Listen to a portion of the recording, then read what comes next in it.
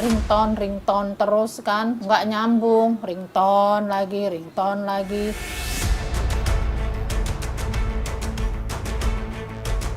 Kalau ini diangkat, kemudian airnya nyala terus, sehingga tidak bisa tercatat pemakaiannya.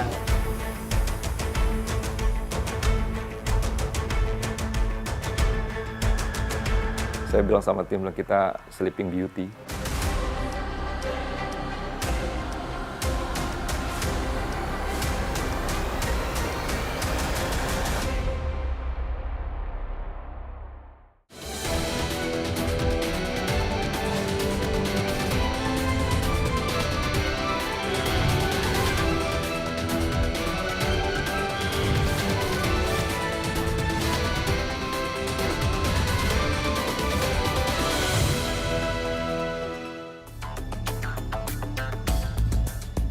Sudah bertahun-tahun masalah yang dihadapi Muji selalu itu-itu saja. Aliran air di rumah warga Jatipulo, Palmerah, Jakarta Barat ini sangat kecil. Kecil. Nanti kalau malam itu gede. Cuman kita kalau mau masak, kadang-kadang airnya nggak kuat kecil itu loh. Semua ini warnanya Semua kecil. kita ke dalam begini harinya nggak nyala, Nggak begini nyala. hari. Gitu loh. Sampai jam 8 gitu kita nggak nyala. Mau mandi susah. Di luar sini nih kecil. Keluhan soal air bersih juga datang dari Nur Rohman, Ketua RT 20 RW 17, Muara Baru Gedung Pompa, Penjaringan, Jakarta Utara. Menjelang akhir 2022, Nur Rohman dan puluhan warga lain di wilayahnya mendapat kiriman surat berisi tagihan biaya pemakaian, denda keterlambatan, dan denda akibat meter air tertimbun tanah. Nilai nominalnya bervariasi antara 1 hingga 3 juta rupiah. Tagihan tersebut datang dari PT Palija, salah satu operator air swasta sebelum bergabung dengan Pamjaya. Menurut Nur Rohman, memang pernah ada pemasangan pipa air di sebagian daerahnya pada awal tahun 2000-an. Tetapi, pipa tidak pernah dialiri air sampai saat ini, atau sekitar 20 tahun. Tetap membayar budemen, tapi tidak terbayarkan. Karena apa? Kita dengan alasan air pam itu sendiri tidak mendapatkan ke masyarakat. Tidak dialirkan lah gitu. Jadi tidak ada aliran air pam, tapi masyarakat tetap diberikan tagihan abodemen gitu Iya. ya, Pak ya? Ini sejak kapan, Pak? Sejak 2001. Sejak 2001 sudah mulai diberikan tagihan. Ya, Untuk Bapak sendiri nih, udah berapa kira abodemen denda ini? saya kurang lebih 1.900.000 sekian, kurang lebihnya. Pelayanan air bersih yang tidak memuaskan juga dialami oleh Oktavia Puspita. Warga Kelurahan Bangka, Kecamatan Mampang Perapatan, Jakarta Selatan ini pernah sama sekali tidak mendapat pasokan air pam pada pertengahan 2022. Oktavia mencoba menyampaikan keluhan melalui telepon, tetapi tidak mendapat respon. Ringtone, ringtone terus kan, nggak nyambung, ringtone lagi. Ya akhirnya habis pulsa 50.000 ya saya kesal, ya saya nggak nelpon, saya langsung aja ke sana gitu. Sejak 1997, pengelolaan dan distribusi air bersih lewat pipa di Jakarta dilakukan oleh Perusahaan Umum Daerah Air Minum Jaya atau Pamjaya yang bekerja sama dengan dua mitra swasta. Keduanya adalah PT PAM Layunes Jaya atau Palija dan PT Aetra Air Jakarta. Perjanjian kerjasama Pamjaya dengan pihak swasta tersebut berakhir pada 1 Februari 2023. Mulai saat itu, pengelolaan dan pipanisasi air di Jakarta sepenuhnya menjadi tanggung jawab PT Pamjaya. Dengan berakhirnya kerjasama tersebut, semua aduan dan penanganan keluhan layanan air pipa ditangani langsung oleh PT Pamjaya. Mohon bersabar gitu ya. Saya tahu keluhannya banyak masih. Gimana nantinya berikan kami waktu, karena memang 25 tahun lalu kami ya supervisi ya. Kalau saya bilang sama tim, kita Sleeping Beauty. Gitu ya, kita cuma ngawasi aja, kita tahu bisnis lamsam, tapi saat ini kita harus turun. Menurut catatan YLKI, keluhan air mati, catatan meteran membengkak meski penggunaan air sedikit, dan air yang berbau merupakan keluhan utama pelanggan air perpipaan di Jakarta.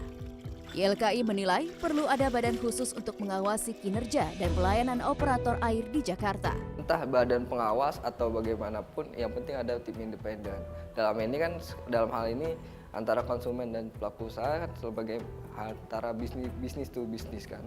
Tapi dalam hal ini bagaimana bisnis itu bisa diawasi oleh pihak ketiga, entah badan atau bagian pemerintah. Nah itu pemerintah dalam hal ini bukan cuma menerbitkan regulasi, tapi juga mengawasi jalannya regulasi agar sesuai dengan implementasinya. Salah satu penyebab buruknya distribusi air di Jakarta adalah masih tingginya NRW atau non-revenue water. NRW adalah tingkat kehilangan air pam ketika didistribusikan kepada pelanggan. Saat ini tingkat NRW Pam Jaya sekitar 46%. Ini berarti dari setiap 100 liter air bersih yang disalurkan ke pelanggan, 46 liter diantaranya hilang, tak tercatat di meteran, sehingga tidak memberikan pendapatan bagi perusahaan daerah air minum Jakarta tersebut. Kebocoran pipa air, sambungan ilegal dan meteran rusak merupakan penyebab NRW. Kerugian akibat NRW di Jakarta ditaksir mencapai lebih dari 2 triliun rupiah dalam setahun. Kebocoran pipa air akibat kerusakan pipa-pipa tua diklaim merupakan penyumbang terbesar NRW. Revitalisasi pipa merupakan salah satu opsi yang diambil untuk mengurangi NRW. Dalam rupiah kalau ekuivalennya kita sales saat ini 3 triliun, seharusnya kita 6 triliun gitu ya, atau 5,5 triliun. Jadi kalau 46%-nya refleksinya itu berarti sekitar 2,5 triliun setahun. Angka yang cukup signifikan gitu ya untuk perusahaan. Kerusakan meteran air merupakan sumber NRW karena menyebabkan ketidaksesuaian antara tagihan dan pemakaian air pelanggan.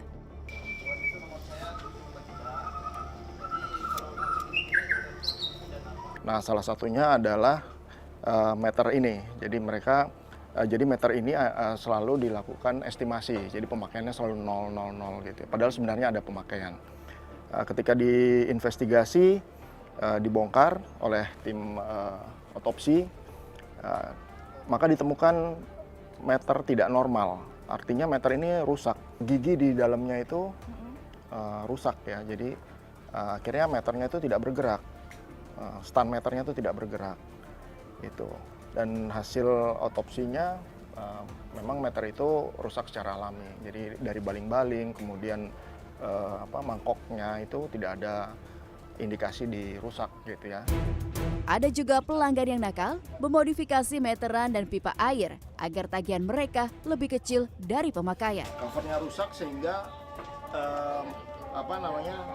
alat untuk pencatatannya itu bisa diangkat. Oh, kalau ini disengaja? Ini belum, sebenarnya kita belum tahu nanti lihat hasil investigasinya seperti apa. Gitu. Kalau ini diangkat, kemudian airnya nyala terus, sehingga tidak bisa tercatat pemakaiannya. Selain mencopot kepala meteran, pelanggan nakal menggunakan berbagai cara agar dapat memakai air pam tanpa harus membayar. Salah satunya adalah membolongi kepala meteran untuk menghambat putaran meteran air. Membuat bypass sambungan baru sebelum air masuk ke meteran akan mengurangi catatan jumlah pemakaian pelanggan. Yang melanggar bukan hanya pelanggan rumah tangga, tetapi juga korporasi. Ada satu kasus yang kami baru temukan juga, itu bypass murni. Jadi meternya dicopot dan kemudian disambung dengan menggunakan pipa. Dan itu permanen. Jadi permanen dan tempatnya juga biasanya ditaruh di depan, ditaruh di belakang sama dia. Nah ini biasanya ditemukannya oleh teman-teman pencatat meter. Mereka biasanya mencatat ada meter di lokasi, kemudian pada saat kunjungan tidak ditemukannya meter. Nah ini juga salah satu temuan kemarin yang kita temukan. Di korporasi? Iya, pelanggan corporate. Teknisi Pam Jaya yang terlibat melakukan sambungan ilegal akan dijatuhi sanksi pemberhentian secara tidak hormat. Sementara pelanggan yang sengaja merusak atau memodifikasi meteran air akan didenda. Besaran denda dihitung berdasarkan volume pemakaian air tertinggi dalam sebulan dikali tarif progresif dikali jangka waktu pencurian. Jangka waktu pencurian minimal 6 bulan untuk kalangan rumah tangga dan 12 bulan untuk komersial.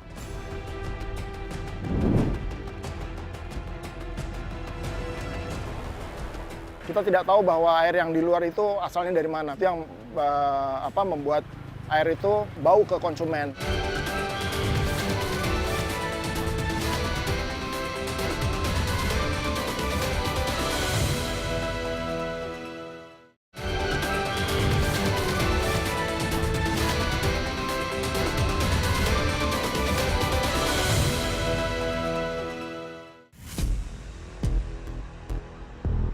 Banyaknya non-revenue water atau air bersih yang bocor perlu ditelusuri. Petugas Pamjaya menggunakan leak noise correlator, peralatan untuk mendeteksi titik kebocoran pipa di dalam tanah. Yang ini nih. Peralatan tersebut terdiri atas ground microphone, earphone, dan monitor untuk memantau kebocoran. Petugas akan berjalan menyusuri jaringan pipa di area yang diduga merupakan lokasi NRW. Suara yang didengar petugas akan semakin keras, diikuti dengan perubahan grafik di monitor ketika alat ini menemukan titik kebocoran di pipa bawah tanah.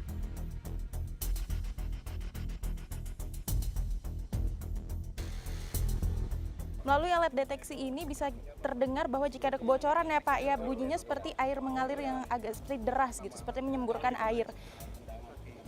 Dan jika kita memindahkan alat ini ke beberapa sedikit jarak di sebelahnya dan terdengar sedikit kecil, itu berarti bukan kebocoran, bukan di situ ya Pak ya.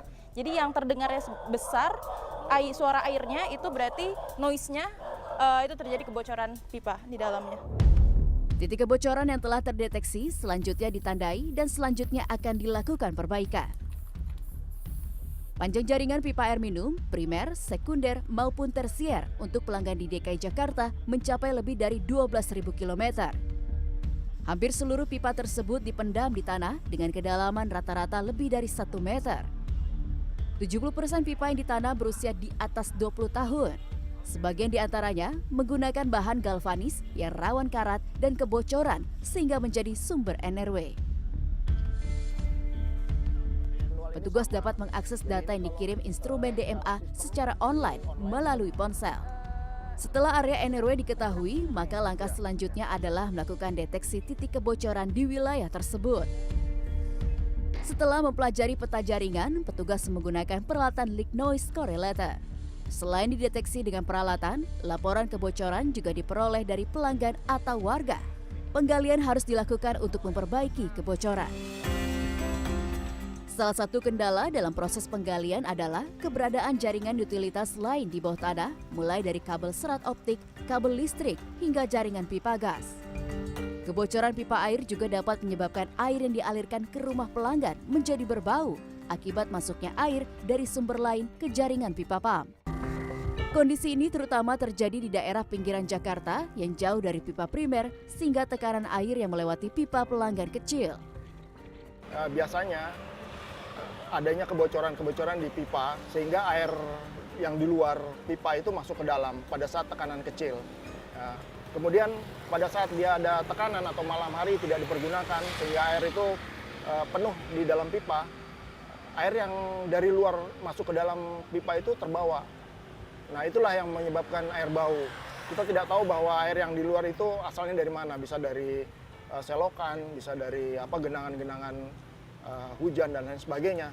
Itu yang membuat air itu bau ke konsumen. Jaringan pipa air bersih saat ini belum mencakup 100% wilayah ibu kota. Air tanah merupakan alternatif bagi warga di Jakarta bagian selatan yang tidak berlangganan air PAM. Hendrizal bersama 4 orang rekannya tengah mengebor untuk membuat sumur pantek untuk sebuah ruko di Pela Mampang, Jakarta Selatan. Sudah lebih dari 20 tahun, Hendrizal berprofesi sebagai penggali sumur bagi kalangan rumah tangga Jakarta. Biasanya, ia mendapat permintaan dari rumah tangga di kawasan Jakarta Timur dan Jakarta Selatan. Untuk mendapatkan air bersih, Hendrizal biasanya menggali hingga kedalaman 30 meter. Pekerjaan ini biasanya ia selesaikan dalam 2 hari dengan upah 6 juta rupiah per sumur. Dalam sebulan, rata-rata ia mendapat 3 permintaan pembuatan sumur di ibu kota.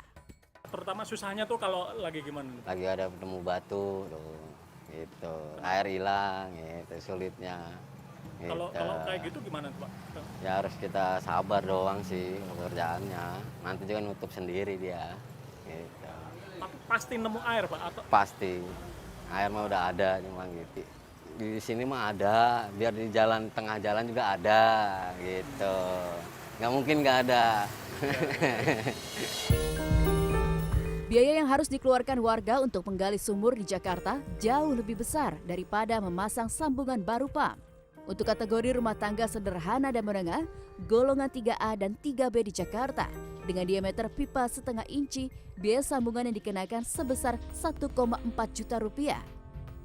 Menurut data statistik di jakarta.go.id, volume pengambilan air tanah di Jakarta pada 2018 mencapai 8 juta meter kubik.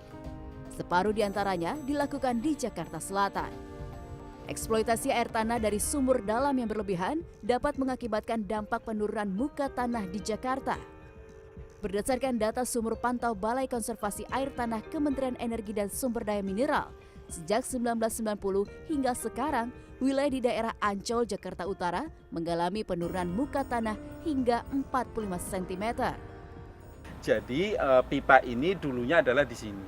Hal ini menunjukkan suatu penurunan muka tanah di daerah ini. Ini menunjukkan adanya suatu displacement atau penurunan muka tanah subsiden di daerah ini. Penurunan paling tajam itu dalam kurun waktu 1990 hingga 2007. Rata-rata 1,7 cm per tahun. Magnitudonya 1,5 hingga 2 cm per tahun, tapi rata-ratanya 1,7. Tetapi dari 2007 sampai 2020 ini melandai. Rata-ratanya adalah 0,5 hingga 1 cm per tahun. Pertama adalah abstraksi atau pengambilan air tanah yang berlebih. Air tanah dia kan memiliki suatu media incompressible atau tidak mudah tertekan. Ketika air tanah diambil, kemudian tekanan air pori pada batuan itu berkurang sehingga dia terjadi pemampatan. Artinya terutama pada batuan yang sifatnya lempungan, yang sifatnya lempung gitu, dia akan terdisipasi atau terperas sehingga tekanan air pori berkurang sehingga mengalami pemampatan. Hampir seluruh wilayah pesisir utara Jakarta masuk ke dalam subzona kritis dan rusak air tanah. Penurunan muka tanah juga dapat mengakibatkan intrusi air laut ke dalam permukaan air tanah. Hal tersebut akan membuat air tanah tak dapat digunakan warga untuk memenuhi kebutuhan sehari-hari seperti mandi, mencuci, ataupun memasak. Volume air tanah dalam di Jakarta dipengaruhi oleh ketersediaan air di cekungan air tanah di wilayah penyangga Jakarta seperti Depok.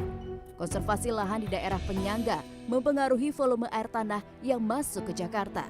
Justru konservasi di daerah penyangga ini adalah untuk menjaga di daerah di bawahnya.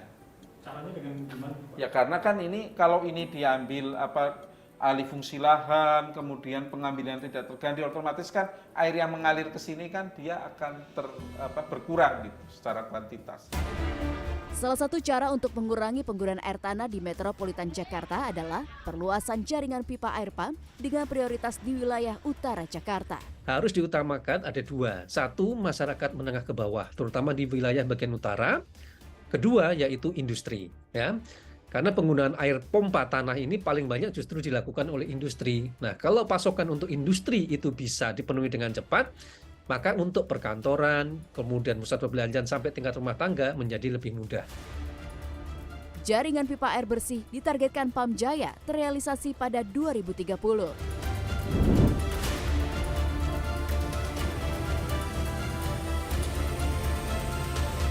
Kalau misalnya Ibu beli air bersih ini kan sehari atau per 2 hari itu bisa 6 pikul ya Bu ya? Iya. Itu sebulan kurang lebih berapa Bu? Lebih dari 500 kadang. Buat air bersih? Iya. Gini Bu?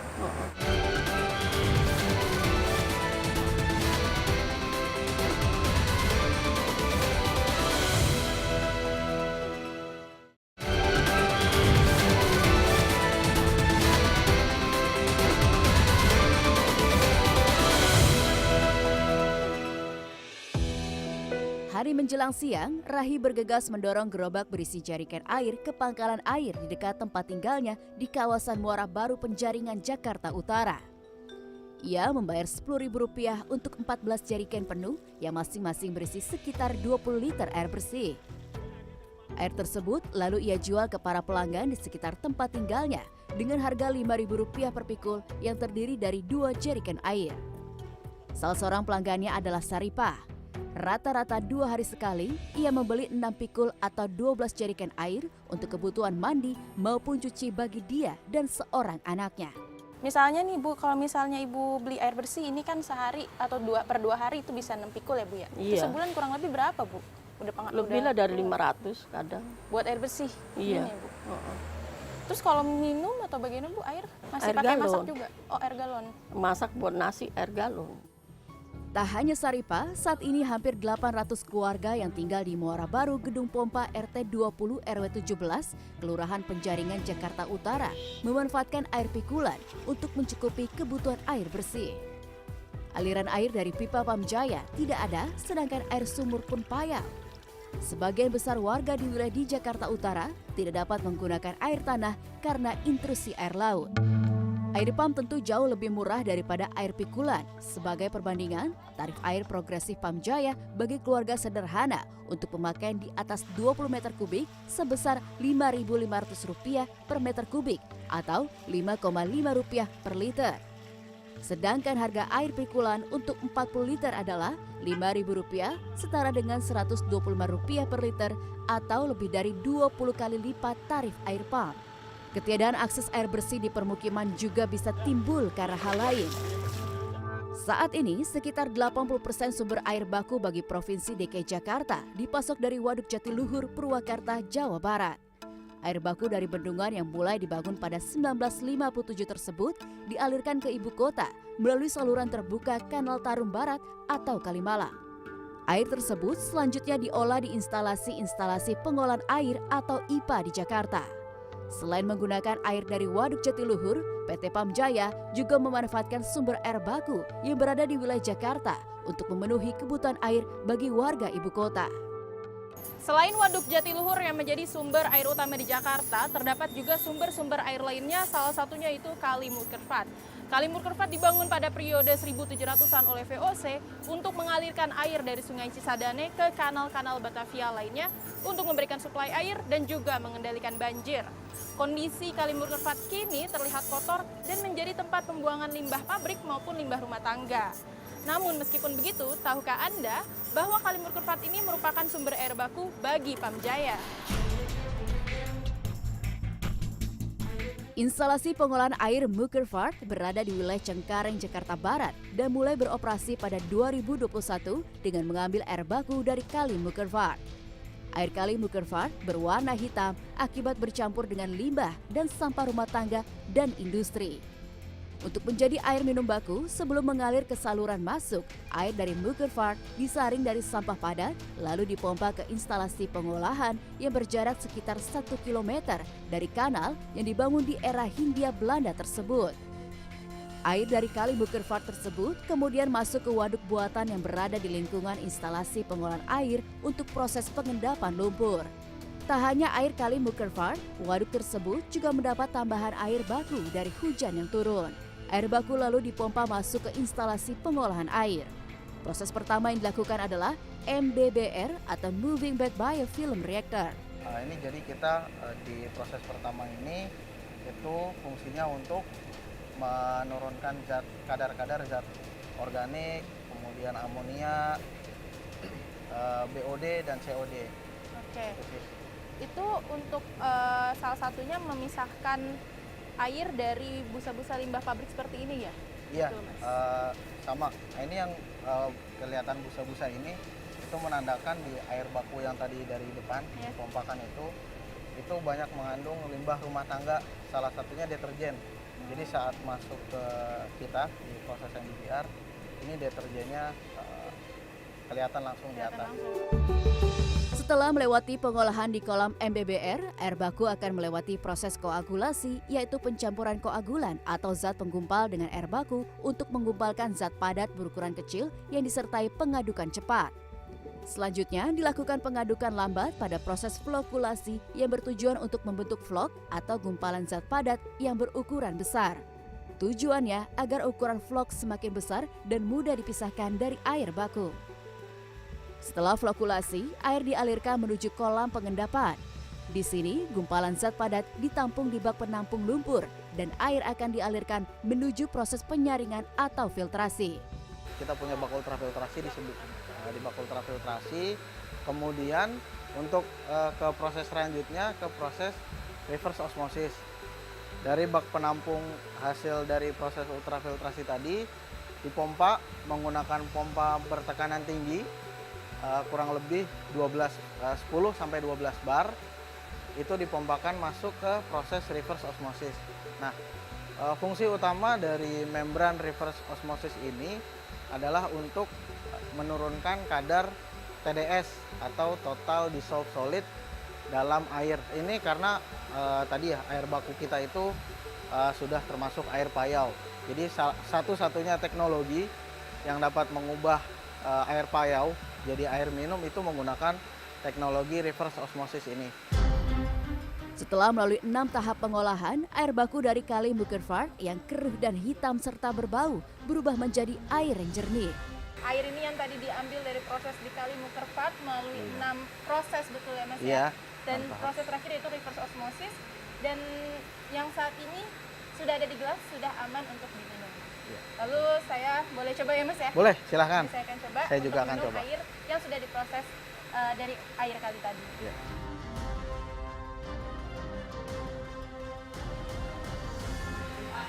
Gimana Mbak rasanya? Tentu nggak ada bau sama sekali. Kapasitas pengolahan air di IPA Mukkervaart mencapai 10 liter per detik. Air dari sini disalurkan ke rumah susun Daan Mogot yang terletak sekitar 1 km dari instalasi pengolahan.